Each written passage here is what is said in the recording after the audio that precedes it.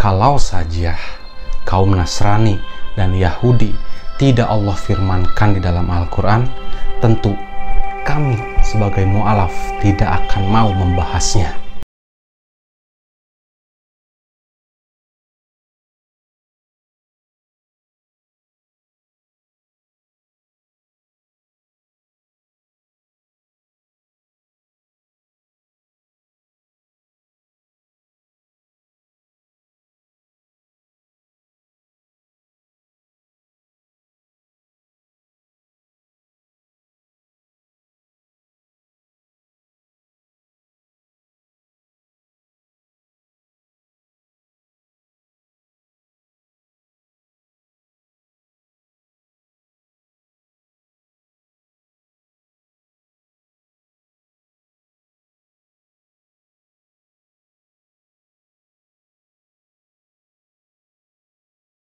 Bismillahirrahmanirrahim. Assalamualaikum warahmatullahi wabarakatuh.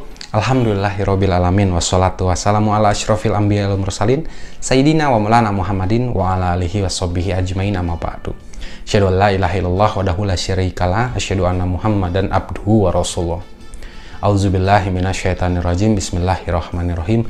Ya ayyuhallazina amanu sta'innu bisabri wassalah. Innallaha ma'as sabirin. Shadaqallahul azim. Apa kabar sahabat beriman dimanapun Anda berada? Senang sekali rasanya saya bisa menemani Anda kembali di dalam acara Mu'alaf Channel, yang tentunya Anda akan bisa melihat mana yang hak dan mana yang batil. Di dalam sebuah video seorang transgender, bahkan dua orang transgender mungkin ya, mereka membahas tentang mu'alaf sebagai alat pansos. Dan saya katakan, lu kurang piknik bos. Ya, Masya Allah ya, luar biasa nih ya gibah yang mereka lakukan, karena setiap apa yang mereka katakan, mereka hinakan, mereka cemoohkan kepada kami para mu'alaf. Allah mengangkat derajat kami para mu'alaf yang berani menceritakan pengalamannya yang terdahulu, bagaimana di ajaran yang dahulu, entah itu di Kristen, entah itu Buddha, entah itu Hindu, dan segala macam agama, bahkan ateis pun ada. Dan mereka hina, mereka cemooh, kami sih fine-fine aja, kami smile-smile aja gitu ya, kita senyum-senyum aja, santuy aja, karena setiap mereka yang hinakan, mereka setiap yang ucapkan itu mengalir setiap amalan mereka kepada kami. Maka kami berterima kasih kepada para penghina, pada para haters, kepada para pencemooh ya, apalagi yang mencemooh pribadi saya, mencemooh para mu'alaf yang berani berjuang di jalan Allah. Masya Allah, tabarakallah ya. Itulah luar biasanya orang-orang yang berani ya mengungkapkan satu kebenaran, bukan pembenaran. Bahkan sekelas cucunguk kayak saya aja dihina gitu ya. Tapi alhamdulillah kita bersyukur ya, karena pahalanya terus mengalir ya. Setiap amalan yang mereka perbuat itu mengalir. Tapi apa orang kafir mendapat pahala? Ya, seperti yang tadi saya sebutkan, mereka cuma mencari kesalahan-kesalahan orang, apalagi yang membahas tentang Bible-nya, padahal Bible tersebut ditulisnya seperti itu. Ya, kita ungkapkan lagi, kita sampaikan lagi, tidak ada yang ditambahkan, tidak ada yang dikurangi, dan sesuai fakta di lapangan, serta data-data yang ada.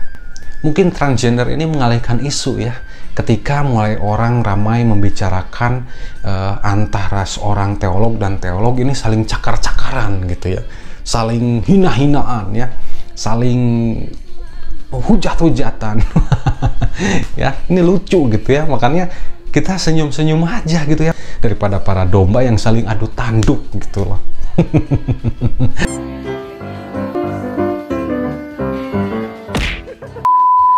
Wah, ngeri juga ya kalau jadi orang kafir ya. Alhamdulillah, setelah saya mencoba untuk menelaah, setelah saya coba untuk meneliti setiap perkataan-perkataan transgender ini, dan semua itu tidak terbukti. Mereka hanya ingin mencoba untuk menjatuhkan kredibilitas para mu'alaf ya. Padahal semua sahabat Nabi ini mu'alaf, yang asalnya dari kafir, lalu ada yang dari kaum Nasrani menjadi sahabat Nabi. Dan yang saya sedih tuh banyak juga orang Islam yang tidak mau mengetahui pelajaran atau ilmu kristologi.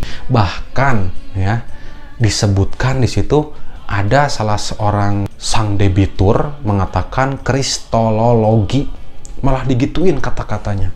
Coba bayangkan, kita tahu kristologi ini ilmu yang mempelajari tentang agama Kristen. Kalau si sang debitur mengatakan kristolologi, artinya ilmu yang mempelajari Kristen yang tolol. Seperti itu. Lucu kan? Nah, setelah saya melihat beberapa video dari seorang pendeta yang punya jutaan pengikut, punya jutaan jemaat, ya, mengatakan hal seperti ini. Ada banyak pendeta-pendeta karbitan yang baru kemarin sore atau tahun lalu dan sibuk di YouTube, sibuk di medsos, dan akhirnya hari-hari dikenal. Lebih percaya pendeta Gilbert, ya, yang punya pengalaman di bidangnya berpuluh-puluh tahun, atau yang hanya punya 116.000 subscriber mungkin ya saat ini ya, dan dia bangga lagi. Kayaknya subscribernya masih kecil lah. Astagfirullahaladzim. Yang penting AdSense-nya jalan ya, viewernya meningkat, subscribernya meningkat. Wow, itu ya. Udah, nggak usah munafik, saya tahu lah ya pemikiran kalian. Alhamdulillah ya, kalau ada yang menuduh saya juga seperti itu, no ya. Islam mengajarkan untuk mensyiarkan agama Islam. Sampaikanlah walau satu ayat, ya, bukan untuk menggibahi orang, bukan untuk mencari kesalahan orang. Dan saya sadar dulu saya juga begitu gitu ya, tapi saya kan semakin kesini semakin belajar. Saya mengetahui apa yang Islam ajarkan.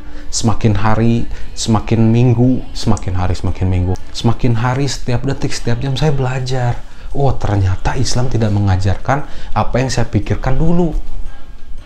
Alhamdulillah, semua terjawab ada di dalam Al-Quran. Lalu kalau mau pansos itu seperti apa yang dikatakan oleh pendeta Joshua, atau bisa dibilang Bang Jos lah ya. Ini videonya. Ya ampun, sekali lagi saya bilang Pak, Bapak itu bukan Erastus Sabdono, bukan Pariaji, bukan Konotora Harjo ya. Bapak nggak punya duit, Bapak jangan bicara macam pendeta-pendeta besar itulah, aduh ya. Sekali lagi saya katakan, saya kalau mau pansos, mending sama pendeta-pendeta yang jemaatnya ribuan atau mungkin puluhan ribu, ya, yang tampak mata ya, yang terdaftar puluhan ribu atau belasan ribu, dan yang punya uang banyak, ya. Ngapain saya pansos kepada Bapak yang nggak punya duit, yang jemaatnya nggak ada? Ini saya berkali-kali saya ulangin. Nice. Oke, jadi jelas ya. Jadi bukan saya yang ngomong gitu ya, tapi temannya sendiri, seagamanya sendiri, seimannya sendiri gitu loh. Makanya saya sih nggak pernah mau bahas lagi mereka gitu ya, dan saya nggak pernah ingin YouTube saya kotor oleh mereka gitu ya. Terserah mereka mau bahas mau nggak, terserah kumaha welanya. Nice. Nah, ketika seorang transgender ini membahas tentang mu'alaf sebagai alat pansos, lebih baik nggak usah ngurusin para mu'alaf deh ya. Urusin aja pendeta-pendetamu yang tidak sejalan dengan pemikiranmu. Jadi luruskanlah pendeta-pendetamu yang tidak sejalan denganmu, ya, yang tidak sepemikiran denganmu, luruskan. Udah banyak kok pendeta yang nyindir si transgender ini, tapi apa boleh buat, orangnya bebal, ya sudah gitu ya. No problem buat saya, silahkan kalian cakar-cakaran. Oke, saya akan membuka sedikit hati teman-teman, pandangan teman-teman terhadap para mu'alaf ini, bagaimana mereka berjuang mati-matian ya demi tegaknya agama Islam. Apakah ini yang masih disebut dengan panjat sosial? Silahkan cek video ini. Pihak gereja tahu ini akan berbahaya, maka mula-mula yang dihabiskan itu adalah ayah saya. Karena begitu ayah saya masuk Islam, hampir keluarganya masuk Islam. Membunuh beliau itu dengan menggunakan double stick, rantai double stick, diikatkan di lehernya. Kemudian pada saat dikuburkan itu kepalanya pisah dari badan. Ketika saya menerima Islam sebagai agama keyakinan yang saya percayai, terlalu banyak tantangan, rintangan yang saya hadapi. Ketika rumah saya dihancurkan oleh orang-orang yang tidak bertanggung jawab, kehidupan saya sangatlah sulit. Kemudian di bawah MRT itu diledek saya kalau saya masuk Islam ingin mendapatkan uang dan lain sebagainya, ingin menjadi teroris. Kemudian bilang kalau orang seperti ini harus dimusnahkan, dibunuh. Waktu itu saya diancam mau dibunuh, bilang dibunuh saja kalau ini orang-orang seperti ini dia nggak pantas berada di sini. Kalau bukan dibunuh, dipenjarain seumur hidup. Dan akhirnya keluarga saya tahu, orang tua saya sangat tidak setuju dan marah besar kepada saya. Lalu orang tua saya sampai melaporkan ke aparat polisi untuk melakukan pencarian kepada saya, karena saya juga memutuskan untuk meninggalkan keluarga saya demi menyelamatkan akidah saya. Saya nggak tahu itu apa yang mau disampaikan sama papi saya itu. Belum sempat ya. Apa beliau mau bersahadat atau apa, lantas itu harapan saya. Saya berharap beliau ingin bersahadat malam itu. Tapi ya pada ya, emang udah qadarullah. Saya pun nggak bisa nemenin malam itu. Sampai saat ini, detik ini, saya pun kalau di kita di Islam nggak bisa mendoakan, walaupun orang tua kita sendiri kalau mereka itu kafir. Iya. Tapi saya berharap tetap pada doa sama Allah, bukan mendoakan untuk masuk surga ya, tapi ya Allah, kalau memang waktu itu Engkau izinkan beliau bersahadat dalam hatinya, batinnya, beri ya tempat di sisimu yang terbaik. Pesan saya untuk umat Islam yang pertama, bersyukurlah kalian sudah terlahir sebagai umat Muslim. Jangan pernah sia-siakan hidayah itu. Kemudian berjuang dan berdakwahlah bahwa tiada yang benar selain agama Islam. Allahu Akbar.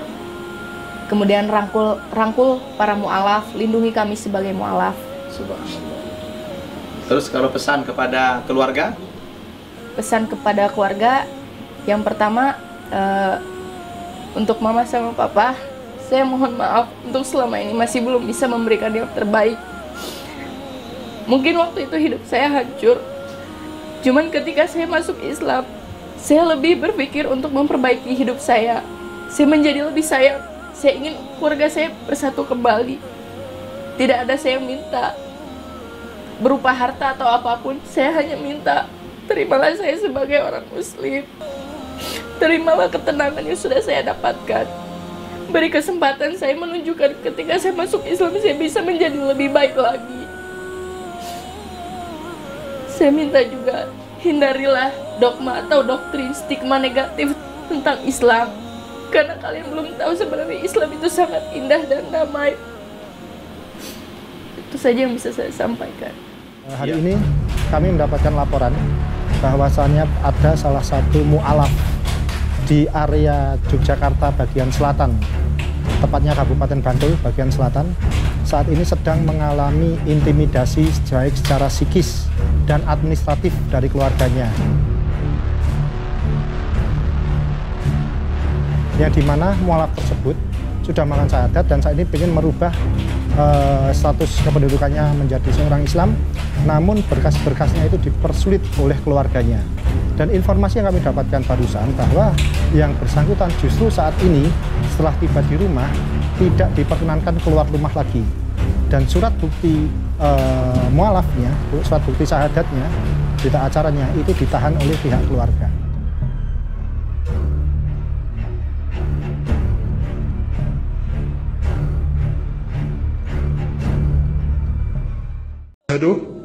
أشهد أن لا إله إلا الله وأشهد أن محمدا رسول الله وأشهد أن عيسى هو نبي الله.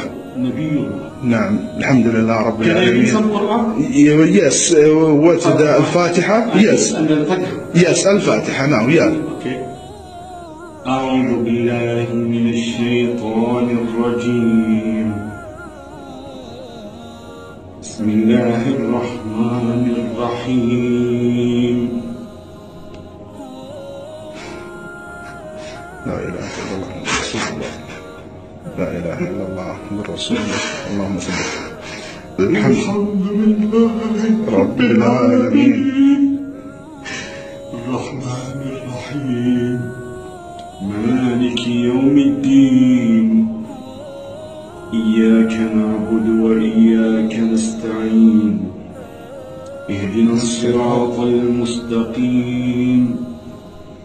Siratal ladzina an'amta 'alaihim ghairil maghdubi 'alaihim waladdallin. Amin.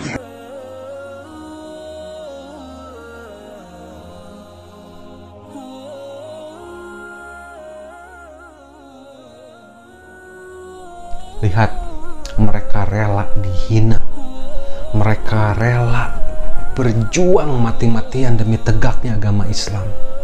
Mereka rela ditinggalkan oleh keluarganya, oleh anaknya, oleh istrinya, bahkan suaminya.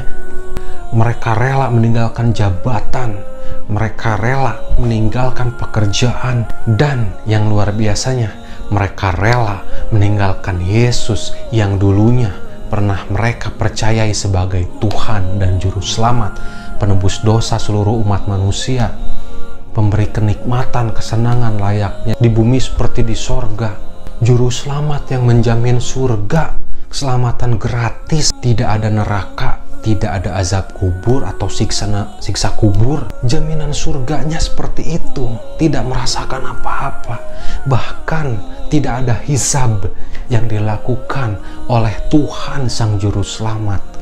Mereka rela meninggalkan itu. Mereka rela meninggalkan semuanya demi mendapat ridho Allah Azza wa Jalla. Kami mu'alaf ini bukan pengajar, bukan dosen, kami bukan ulama, kami bukan kiai, tapi kami sebagai penyampai pesan ayat-ayat Allah di dalam Al-Quran. Dan itu adalah kewajiban kami sebagai umat muslim. Kalaupun kami membahas tentang agama Kristen atau Nasrani, itu bukan atas dasar kebencian, tetapi pengalaman kami, pengalaman terburuk kami dalam hidup kami masing-masing yang menjadi mu'alaf.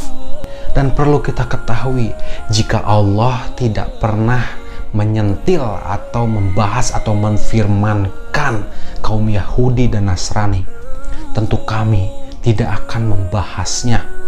Dari mana kita tahu pengajaran Nasrani dan Yahudi jikalau tidak ada mantan-mantan Nasrani dan Yahudi menceritakan pengalamannya yang pernah mempertuhankan Yesus Kristus atau Nabi Isa alaihissalam sesuai dengan fakta di lapangan, sesuai dengan data-data yang tertulis di dalam Bible. Itu kita sampaikan, itu kita ceritakan.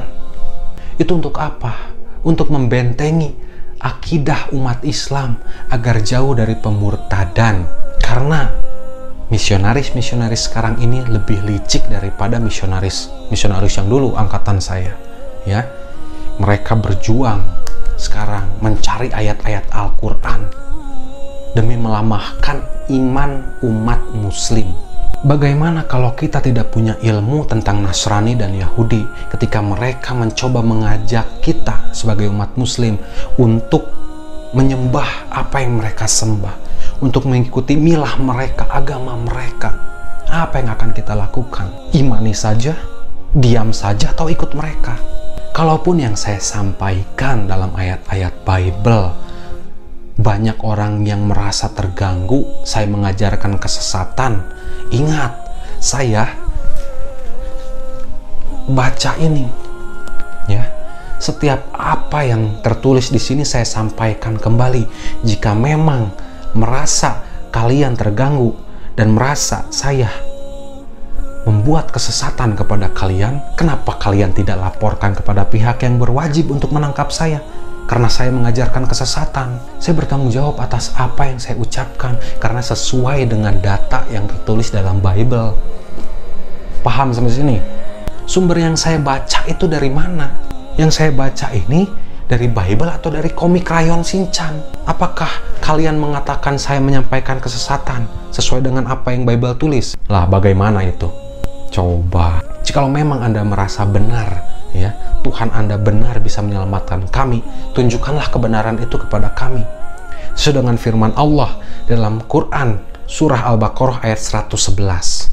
Auzubillahi minasyaitonirrajim. Bismillahirrahmanirrahim.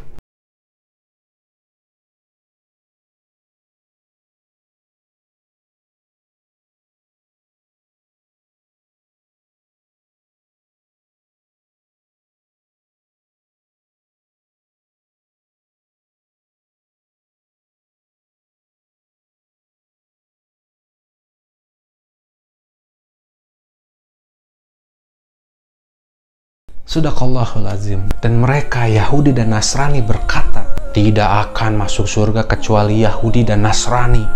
Itu hanya angan-angan mereka. Dan kita mesti berkata, tunjukkan bukti kebenaranmu jika memang kamu adalah orang yang benar. Benar kan? Sederhana kan?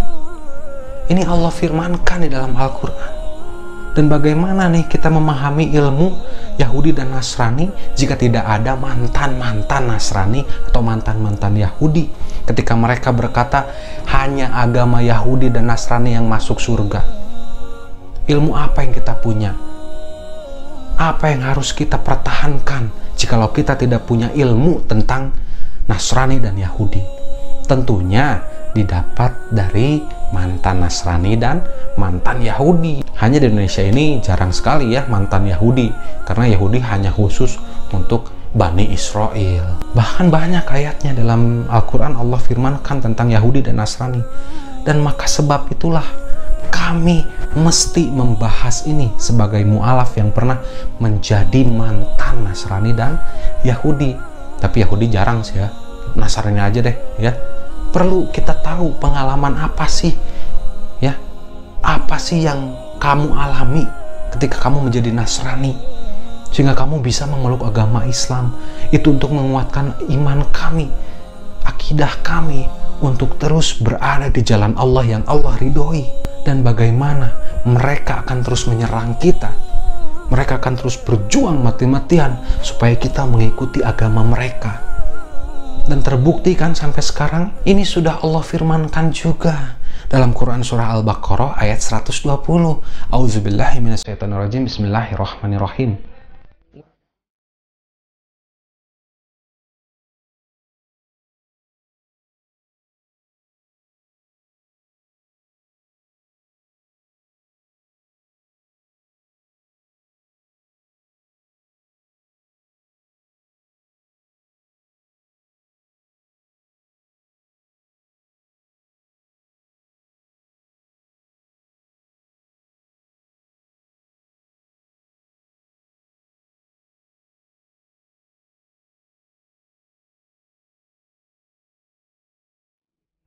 Sadaqallahul azim. Dan orang-orang Nasrani dan Yahudi tidak akan rela, tidak akan senang kepadamu sebelum kita mengikuti milah mereka, ajaran mereka, agama mereka, sesembahan mereka.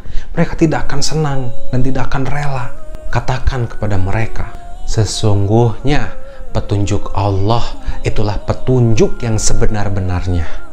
Dan jika engkau mengikuti mereka setelah ilmu kebenaran sampai kepadamu, tidak akan ada bagimu pelindung dan penolong dari Allah.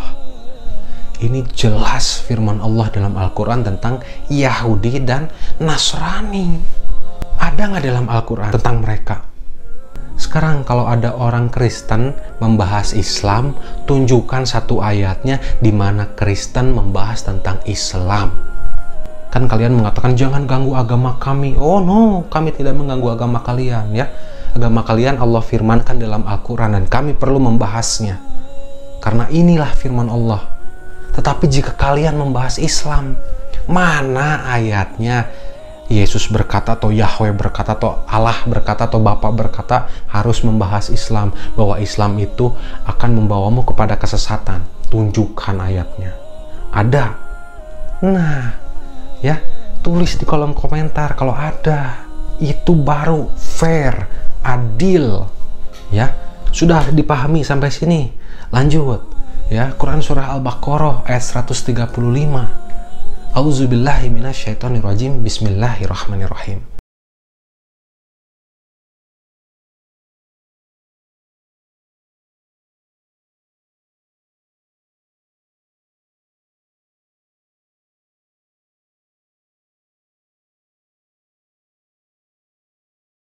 Sadaqallahul adzim.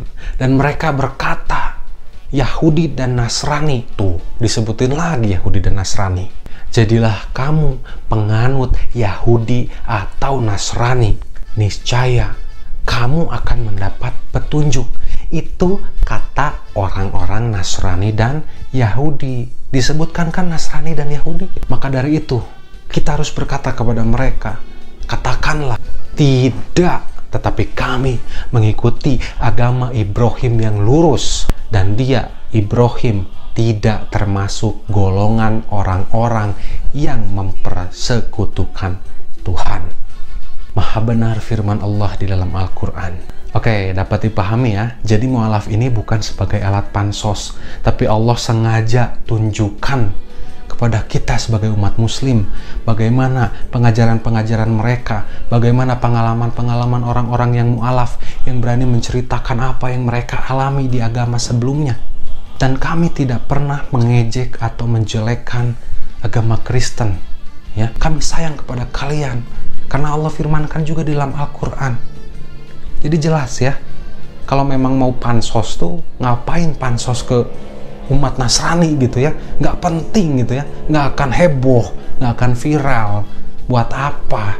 Dan sekali lagi saya tegaskan, kami tidak akan membahas agama Nasrani jika Allah tidak berfirman di dalam Al-Quran tentang kalian.